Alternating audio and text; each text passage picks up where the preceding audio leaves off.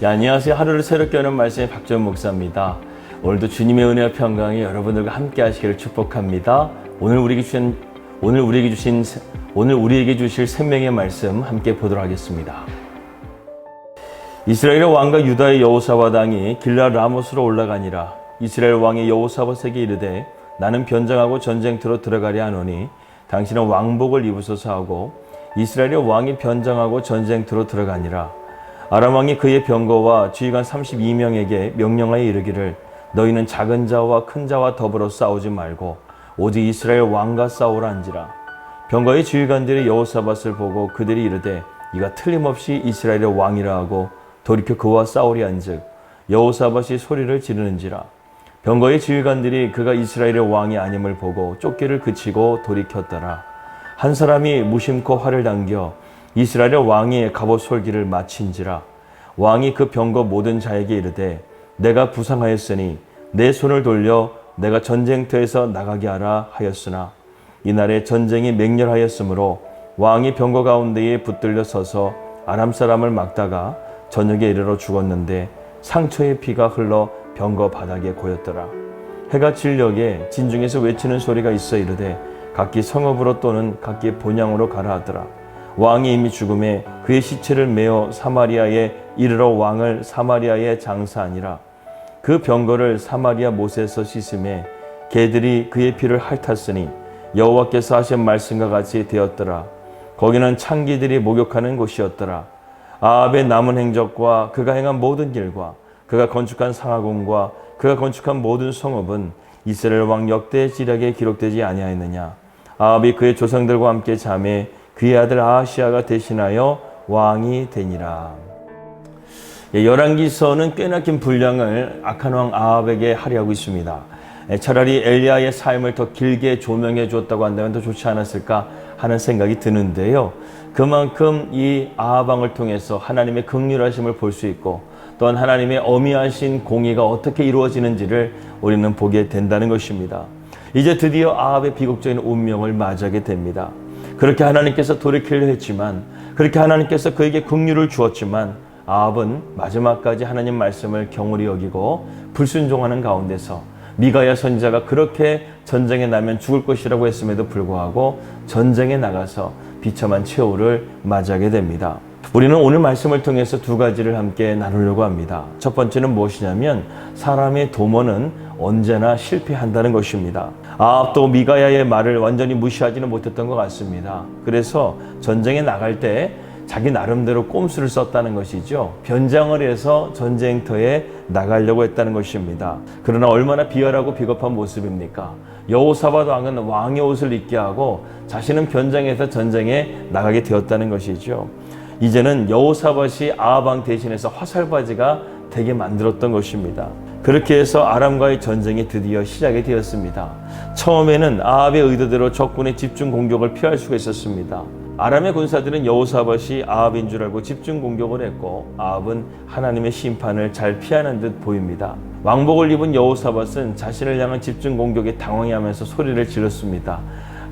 특별하게 여기에 말은 나와져 있지 않지만 아마도 이렇게 소리 지르지 않았을까 하는 생각이 듭니다. 나는 아합이 아닙니다. 나는 아합이 아닙니다. 이렇게 소리 지르지 않았을까 생각이 듭니다.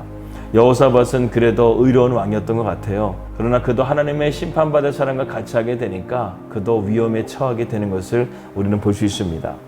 한마디로 아합은 적군이 아니라 하나님과 맞섰던 것이고 여호사밧은 이런 악인과 함께 하다가 위기를 맞이하게 된 것이죠. 결국 아람의 군사들은 여호사밧이 아합이 아니라는 사실을 깨닫고 발길을 돌립니다. 그러나 이것도 하나님의 은혜라는 사실입니다. 여호사밧이 아합 대신해서 실제적인 군수 통수권을 가지고 있었기 때문에 이 전쟁을 끝내려고 한다면 여호사밧을 죽이는 것도 한 방법이 될 수 있었다는 것이죠. 그러나 이 아람 왕의 베나다 왕은 지금 아합만을 죽이라고 명령했기 때문에 여호사밧을 죽이지 않고 발길을 돌렸다는 것입니다. 이처럼 여호사밧 왕은 그래도 하나님 말씀을 들으려고 했기 때문에 하나님께서 그를 보호해 주시고 지켜주시는 것을 볼 수 있습니다. 이처럼 하나님의 법도가 아닌 자기의 꾀로 행하다 보면 처음에는 잘된 것처럼 보이지만 결국에는 망하는 길을 걸어가게 되는 것입니다. 두 번째로 하나님의 말씀은 반드시 이루어진다는 것입니다. 오늘 34절과 35절 말씀을 함께 보도록 하겠습니다. 한 사람이 무심코 활을 당겨 이스라엘 왕의 갑옷 솔기를 마친지라. 왕이 그 병거 모는 자에게 이르되 내가 부성하였으니 내 손을 돌려 내가 전쟁터에 나가게 하라 했으나 이날에 전쟁이 맹렬하였으므로 왕이 병거 가운데 붙들려 서서 아람 사람을 막다가 저녁에 이르러 죽었는데 상처의 피가 흘러 병거 바닥에 고였더라. 아합은 갑자기 날아온 화살을 맞게 되었는데 치명상을 입게 됩니다.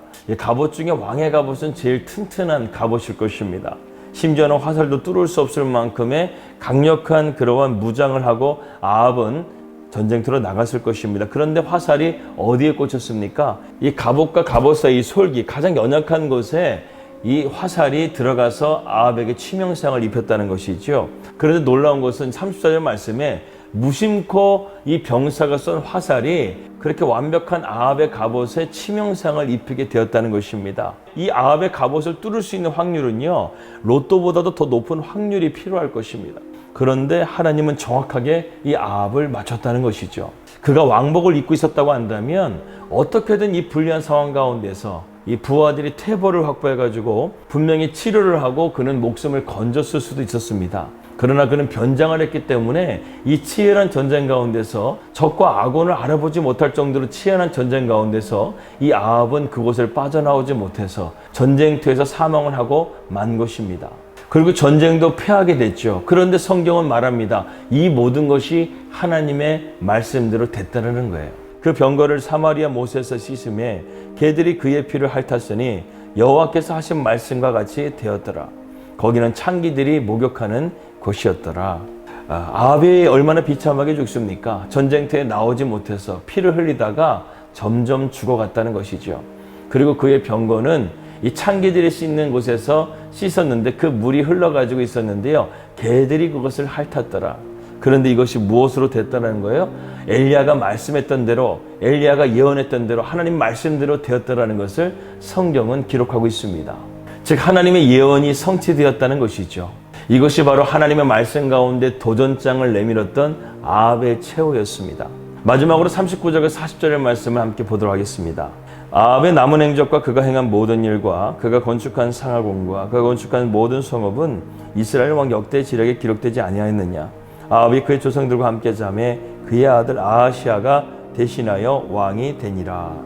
여러분, 열왕기 기자가 아합에 대해서 어떻게 평가합니까? 그는 상하궁을 건축했고 여러 성읍들도 건축했다. 이게 전부였습니다. 그는 아마도 솔로몬의 영광을 재현하고 싶어서 이렇게 많은 건축물들을 쌓았던 것 같습니다. 하지만 솔로몬의 영화만을 바랐을 뿐 그 모든 것을 가능하게 했던 하나님과의 관계는 실패했다는 것이죠. 자신의 욕망을 채우기 위해서 왕권을 남용하고 자신의 백성을 지키지도 못하고 하나님 말씀에 순종하지 못했던 이 아합 왕은 이스라엘 역대 왕들 중에 가장 최악의 왕으로 기록되고 말았습니다. 우리가 잘 아는 소설 중에 모비딕이라는 책이 있는데요. 거기서도 자신의 복수를 하겠다는 일념으로 자신과 자신을 포함한 모든 선원을 죽음으로 몰아갔던 그 선장의 이름이 아합으로 나와져 있죠. 아합은 이처럼 자기 욕망을 채우는 데만 집착하는 대명사가 되고 말았습니다. 우리는 아합 왕의 이러한 최후를 통해서 악이 도모하는 일은 언제나 망하게 될 것이고 하나님의 말씀은 반드시 이루어진다는 사실을 우리는 깨닫게 됩니다. 이사야 말씀과 같이 푸른 마르고 꽃은 시드나 주의 말씀은 언제나 영원하다는 것이죠. 우리는 여기서 한 가지 더 생각해 볼 것이 있습니다. 아합은 변장을 해가지고 전쟁터 속으로 들어갔죠. 아무도 그를 알아보지 못했습니다. 그런데 누가 아합을 알아봤습니까?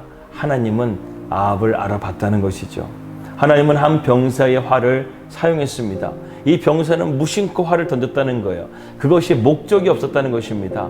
어떤 관역을 향해서 쏜 것이 아니라 그냥 적진을 향해서 화살을 쏘게 되었는데 그 화살은 정확하게 변장했던 아합의, 그것도 완전하게 무장했던 아합의 가장 취약점이었던 이 갑옷 솔기에 정확하게 바뀌어서 아합에게 치명상을 입혔다는 것입니다. 이것이 우연일까요? 우연이 아니라는 것이죠. 우리 믿는 자들에게는요, 우연이라는 것은 없습니다. 오늘 38절의 말씀과 같이 하나님의 말씀대로 되어진 것입니다. 우연으로 보이는 일에도 하나님의 필연이 있을 뿐입니다. 예수님은 오늘 있다가 내일 없어지는 들풀도 하나님께서 입히신다고 했습니다. 하나님께서는 내일 아궁이에 던져질 들풀까지도 알고 계신다는 것이죠. 공중에 나는 새를 먹이시고 우리 모든 사람의 머리카락을 세신바 되시는 하나님, 처음이요 마지막이 되시는 하나님, 완전하시고 하나님 말씀대로 세상을 움직이시고 다스리시는 그 하나님이 바로 저와 여러분들의 하나님이라는 것입니다. 아합은 전쟁에서 죽지 않으려고 할 수 있는 방법을 다 동원했지만 결국 한 병사의 무심코 쏜 화살이 아합에게 박히게 된 것을 우리는 보게 됩니다. 오늘도 하나님의 말씀은 반드시 이루어집니다. 악인은 반드시 망할 것이고 의인은 하나님께서 반드시 지켜주십니다. 하나님의 말씀을 오늘도 주야로 묵상하는 가운데서 그분의 말씀에 순종할 수 있는 복된 우리 성도들이 다 되시기를 주님의 이름으로 기도합니다. 하나님 아버지, 우리의 삶은 우연이 없습니다. 오늘 있다가 내일 없어질 들풀도 하나님은 알고 계십니다. 오늘도 우리가 말씀 가운데 순종함을 통하여 우리의 삶이 하나님의 지키심과 보호하심을 받는 믿음의 삶이 되게 하여 주시옵소서. 이 세상은 악이 이기는 것 같지만 하나님이 반드시 이기실 것이고 하나님께서 반드시 심판하실 것을 믿고 오늘도 우리가 하나님을 신뢰하며 믿음으로 나아갈 수 있도록 인도하여 주시옵소서. 하나님 오늘도 우리에게 은혜를 베풀어 주시옵소서. 하나님 오늘도 우리에게 자비를 베풀어 주시옵소서. 그래서 오늘도 우리의 삶이 주님 안에서 은혜가 넘치고 기쁨이 넘치고 감사가 넘치는 삶이 되게 하여 주옵소서. 예수님의 이름으로 기도합니다. 아멘. 오늘도 하나님 은혜 가운데서 감사와 기쁨이 넘치는 삶이 되시기를 기도합니다. 평안 하루 되시고요. 저는 다음 주 월요일 날 찾아뵙도록 하겠습니다. 우리 믿음으로 승리합시다. 할렐루야.